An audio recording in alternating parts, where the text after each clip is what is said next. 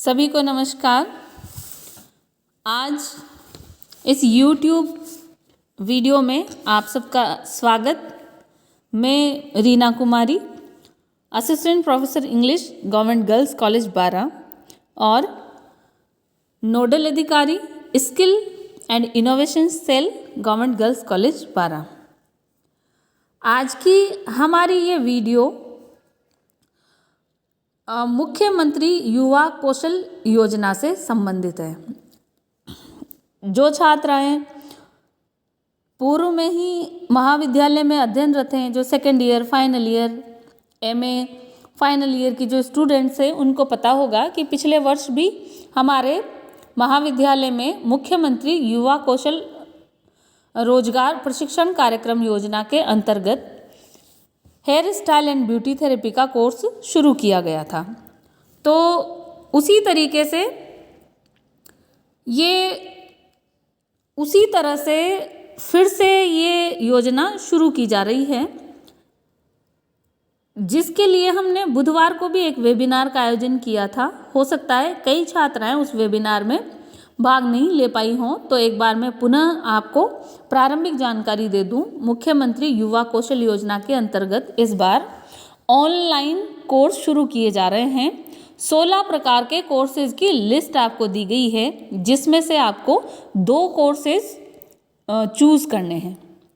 First choice और second choice आपको इस फॉर्म में भरनी है। जैसा ये फॉर्म अभी खुलेगा, मैं दिखाऊंगी आपको कि किस तरीके से फॉर्म आपका खुलेगा।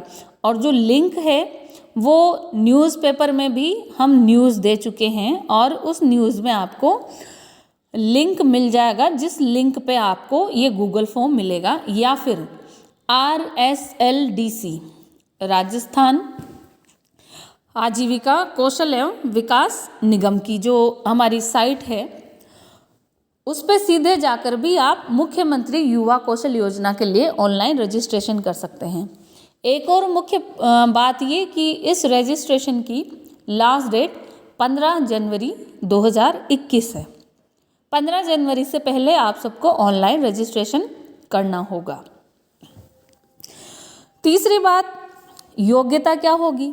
तो इस कोर्स के लिए वही छात्र छात्राएं योग्य होंगे जो महाविद्यालय या किसी भी विश्वविद्यालय के सरकारी कॉलेजेस में पढ़ रहे नियमित रेगुलर स्टूडेंट्स हों, और वो second year, final year, MA previous और एमए फाइनल, ये 4 कैटेगरी के छात्र छात्राएं ही इसके लिए ऑनलाइन आवेदन कर सकते हैं। बीए फर्स्ट ईयर के विद्यार्थी अभी आवेदन नहीं कर सकते। सर्वप्रथम इसके लिए बीए सेकेंड ईयर या बीएससी हो या कॉमर्स या कोई भी स्ट्रीम हो, किसी भी स्ट्रीम के, लेकिन वो सेकेंड ईयर और थर्ड ईयर और पीजी यानी एमए, एमएससी, जो भी पीजी लेवल के कोर्सेज हैं उनमें प्रीवियस और फाइनल वाले, ये छात्र छात्राएं इसके लिए एप्लीकेबल होंगे। अगली शर्त यह है कि यदि एक बार कोई भी विद्यार्थी इस योजना में कोर्स कर चुका है, चाहे वो दीनदयाल उपाध्याय रोजगार योजना हो, चाहे प्रधानमंत्री रोजगार योजना हो, चाहे मुख्यमंत्री रोजगार योजना हो, मतलब जो भी रोजगार प्रशिक्षण कार्यक्रम RSLDC राजस्थान कौशल एवं आजीविका विकास निगम के द्वारा निशुल्क प्रदान किए जाते हैं, उनमें एक ही बार आवेदन कर सकते हैं। यदि किसी ने पूर्व में ये कोर्स कर लिए हैं तो वो दोबारा इन कोर्सेज के लिए पात्र नहीं है। तो इस बात का भी हमें ध्यान रखना है कि ये कोर्स यदि किसी ने पूर्व में कर लिए हैं तो वो दोबारा रजिस्ट्रेशन नहीं कर सकता। फिर उन 16 तरह के कोर्सेज में आपको डिसाइड करना है कि मुझे 2 कोर्स कौन से फिल करने हैं, क्योंकि यदि पहली चॉइस आपको नहीं मिलती है तो आपने जो दूसरी चॉइस भरी है उसमें स्वतः ही आपका एडमिशन हो जाएगा। ये तो थी साधारण जानकारी जो आपको इससे संबंधित मैंने दी। अब मैं बताती हूँ कि वो जो गूगल फॉर्म आपका खुलेगा वो किस तरह से खुलेगा, और जो लिंक है उस लिंक को भी आपको सभी ग्रुप्स पे शेयर कर दिया गया है, और उस लिंक को आप ध्यान से प्रॉपर वे में देखते हुए उसको गूगल करें। तो इस तरह से लिंक गूगल करते ही आपको ऐसा फॉर्म खुलेगा, MMYKY यानी मुख्यमंत्री युवा कौशल योजना 2.0 रजिस्ट्रेशन फॉर्म, जहाँ पे भी जिस भी ऑप्शन के आगे आपको रेड स्टार दिखेगा वहाँ रिक्वायर्ड है, मीन्स वो कंपलसरी है, आपको फिल करना ही है। जैसे सबसे पहला आपको यहाँ पे फिल करना है आपका नेम। यहाँ जैसे ही आप क्लिक करोगे तो आपका नेम है वो कीबोर्ड खुल जाएगा और कीबोर्ड से आपको अपना नाम लिखना है। फर्स्ट लेटर कैपिटल में लिख दो और जो सरनेम वाला है वो भी फर्स्ट लेटर, सबको पता ही है नाम लिखने का तरीका। तो इस तरीके से ये आपका रजिस्ट्रेशन फॉर्म खुलेगा और उसको फिल करते जाना है। अगला जो है ऑप्शन वो जेंडर, मेल फीमेल, तो आपको उस जेंडर पे क्लिक करना है और फिर आगे स्क्रॉल करते जाना है। जैसे अभी ये वीडियो चलती रहेगी आगे और आपको उसमें पता चलता रहेगा कि किस तरीके से जो है आप इस फॉर्म को फिल कर पाएंगे। तो ये रजिस्ट्रेशन फॉर्म और ये जेंडर आपने फिल कर दिया। उसके बाद जैसे अगला आपका आता है फादर्स नेम। तो फादर्स नेम जो है वो आप यहाँ पे जैसे ही क्लिक करेंगे तो फादर्स नेम आप यहाँ फिल कर दें, सब अपना अपना। फिर उसके बाद अगला जो है वो है मोबाइल नंबर। तो मोबाइल नंबर भी आपको फिल करना है। जैसे ही मोबाइल नंबर पे फादर्स नेम पे क्लिक करोगे इस तरह से कीबोर्ड खुलेगा और जैसे आपके फादर्स नेम आपने टाइप किया और फिर उसके बाद में नेक्स्ट जैसे ही आगे बढ़ोगे तो मोबाइल नंबर वाला ऑप्शन है और जैसे ही उसको आपने क्लिक किया तो आपका मोबाइल नंबर आप वहाँ पे इस तरीके से टाइप करेंगे, ओके। और फिर उसके बाद में आगे बढ़ा तो ईमेल आईडी। अब यहाँ पे देखो कई बच्चों का ईमेल आईडी नहीं है, बोलेंगे मैडम हमारा तो ईमेल आईडी नहीं है। तो जहाँ भी रेड स्टार आपको नज़र आ रहा है, जैसे मोबाइल नंबर पे रेड स्टार है, डेट ऑफ बर्थ पे रेड स्टार है, तो वो रिक्वायर्ड क्वेश्चन है, मतलब वो कंपलसरी है, वहाँ आपको फिल करना ही है। लेकिन ईमेल आईडी पे रेड स्टार नहीं है तो ये आप नहीं भी भरेंगे तो भी कोई दिक्कत नहीं है, ये रिक्वायर्ड नहीं है। लेकिन कोशिश करें कि आप अपना ईमेल एड्रेस क्रिएट करें और ईमेल आईडी यहाँ पे ज़रूर लिखें। और इस तरह से जैसे ही आप ईमेल क्लिक करोगे तो इस तरह आप यहाँ अपनी ईमेल लिख पाएंगे, ओके। अगला देखिए डेट ऑफ बर्थ। यहाँ थोड़ी सी दिक्कत आ सकती है क्योंकि इसमें ऑटोमेटिक आपको एक कैलेंडर आएगा जो सिलेक्ट करना है। जैसे आपने वहाँ क्लिक किया इस तरह से आपके पास में कैलेंडर आया और उसमें नीचे जैसे आज 7 जनवरी 2021 है तो ये यहाँ से स्टार्ट होगा। नीचे 3 ऑप्शन है, क्लियर, कैंसिल और सेट। जैसे ही आपकी डेट ऑफ बर्थ का एग्जैक्ट ईयर आ जाता है, जैसे मान लीजिए मेरी डेट ऑफ बर्थ है 18 जुलाई 1985, तो 1985 वाला ईयर में लाऊंगी, उसको स्क्रॉल करते जाऊंगी। राइट साइड आपको कम पे जाना है तो वापस हम इधर लेफ्ट साइड जाएंगे, यानी उसको राइट साइड स्क्रॉल करते जाएंगे। इस तरह से मान लीजिए किसी का डेट ऑफ बर्थ जो है 1990 है तो अपने को 1990 वाले ईयर पे आना पड़ेगा। इस तरह से स्क्रॉल करते जाना, करते जाओगे हो जाएगा आराम से, घबराने की ज़रूरत नहीं। क्योंकि कुछ बच्चियां ऐसी भी हैं जो पहली बार ये सारी प्रोसेस कर रही हैं तो मे बी उनको दिक्कत आएगी, उनको लगेगा कि ये पता नहीं क्या हो रहा है। लेकिन अब देखिए 2015 आ गया है, 2014 आ गया है, ओके, आता जा रहा है, दिसंबर, अगस्त, जून, ठीक है। अब इस तरह से 2012 पे हम पहुंच गए हैं, 11 आ गया, 10, तो ऐसे आप स्क्रॉल करते जाओगे तो अब 1990, 1985 सब इस तरह से आता जाएगा और हम राइट साइड स्क्रॉल करते जाएंगे और बैक में आता जाएगा। अब ये 2009, 2008 आ गया। इस तरह से किसी का डेट ऑफ बर्थ 2007 है तो वो 2007 पे ही रुक जाए। अब स्क्रॉल करते जाना है। जैसे जनवरी 2007 है किसी का, मान लीजिए। अब आपने कि किसी के डेट ऑफ बर्थ 18 जुलाई 2007 है मान लीजिए, तो ये 18 जुलाई 2007 के लिए हमने जुलाई 2007 यहाँ पे लाया और 18 पे जैसे हमने क्लिक किया, फिर हमें दबाना है सेट।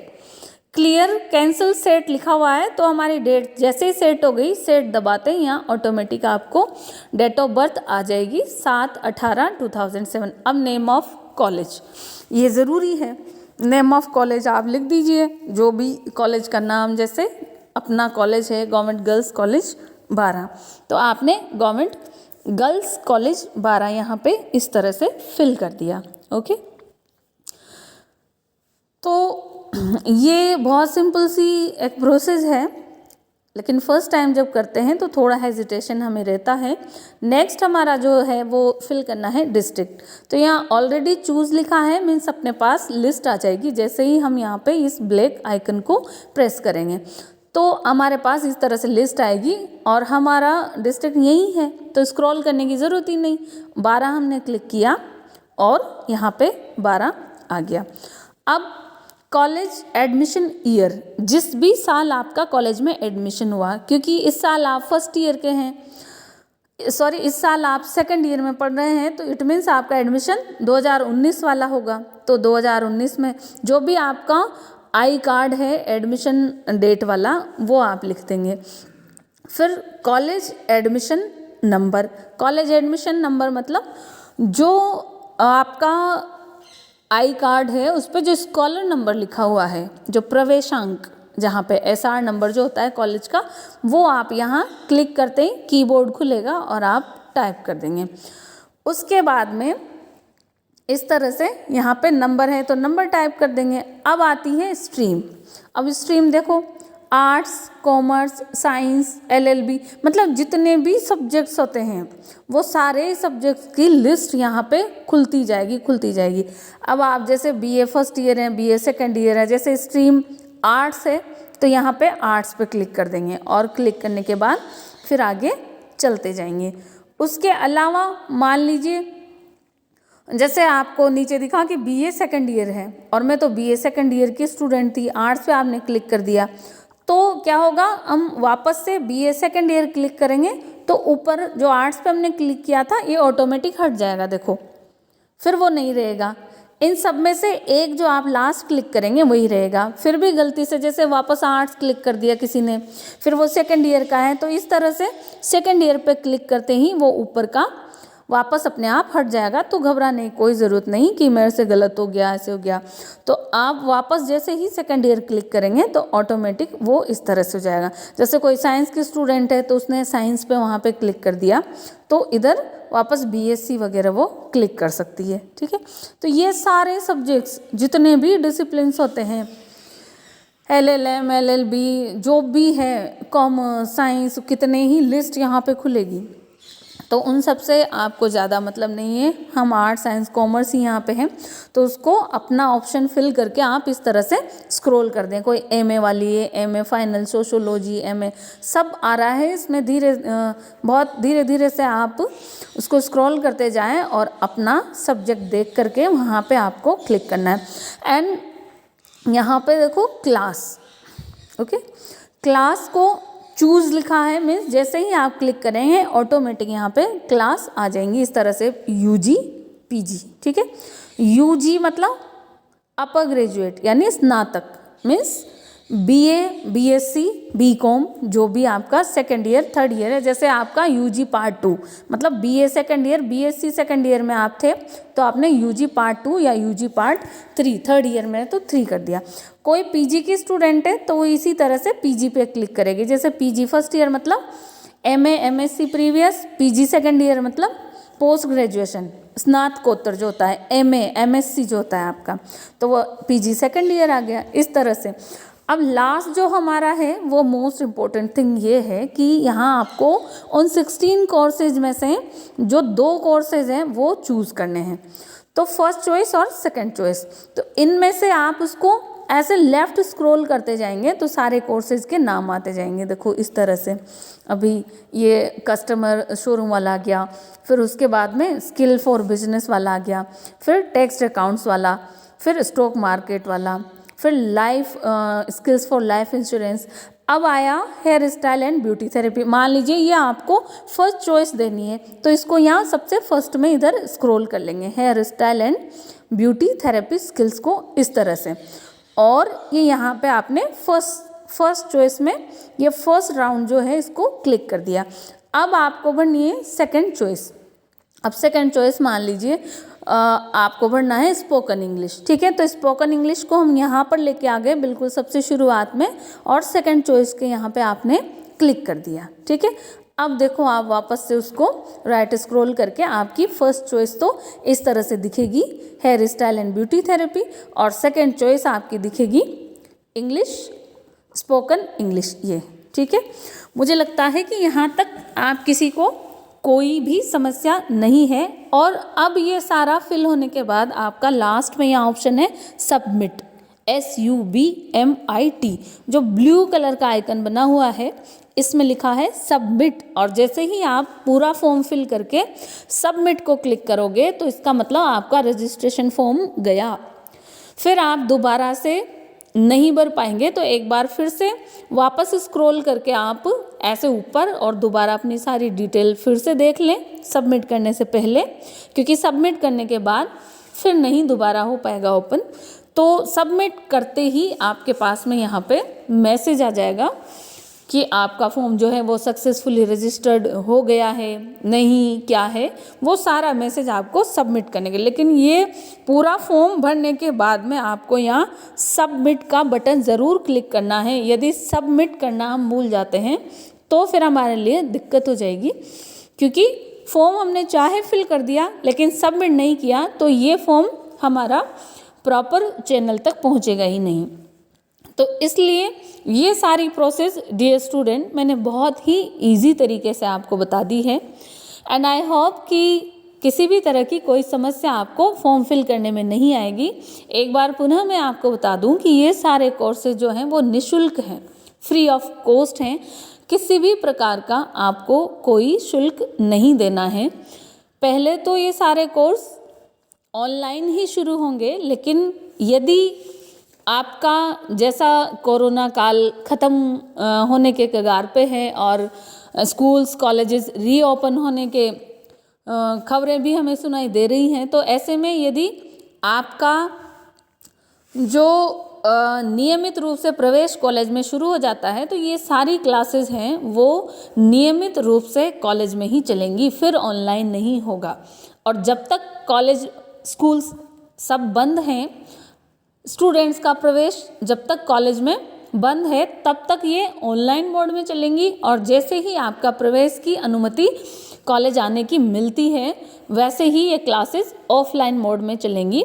तो यहाँ राजकीय कन्या महाविद्यालय की छात्राओं से ये कहना चाहेंगे, सुझाव देना चाहेंगे कि आप जो छात्रा हैं hair style and beauty therapy, basic computers और स्पोकन इंग्लिश, ये 3 कोर्सेज के लिए यदि इच्छुक हैं तो पहली प्राथमिकता इन 3 कोर्सेज में से ही दें तो ज़्यादा बेहतर रहेगा। यदि भविष्य में इन क्लासेस को ऑफलाइन मोड में करना पड़ा तो शायद ये 3 कोर्सेज बहुत इजी गोइंग कर पाएंगे, क्योंकि इससे पहले भी हमारे महाविद्यालय में ये कोर्सेज चल रहे थे पिछले साल।